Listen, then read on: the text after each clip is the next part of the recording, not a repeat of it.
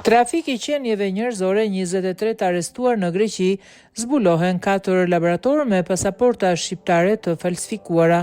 Policia greke ka zhvilluar një operacion të quajtur Cerberus, duke arrestuar 23 persona që realizonin trafik të qenieve njerëzore, ndërsa kanë sekuestruar 3700 pasaporta të falsifikuara. Janë identifikuar të paktën 4 laboratorë që prodhonin pasaporta të falsifikuara, nga fotot që tregojnë se ato ishin kryesisht shqiptare dhe greke. Nga hetimi deri tani, i cili është në vazhdim, janë sekuestruar 3700 pasaporta dhe karta ID të falsifikuara nga vende të ndryshme dhe afërsisht 50.000 euro.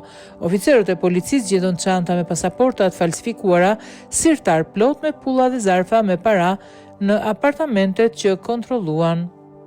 Si shihet edhe në një video të publikuar nga Elas, u arrit të arrestoj kreu i bandës, i cili kishte ngritur një laborator të madh në një apartament në zonën e banesave të punëtorëve në Peristeris. Sipas informacioneve, Rieti ishte i përfshirë në më shumë se 500 raste të trafikut të paligjshëm të emigrantëve, duke fituar të paktën 4 milion euro.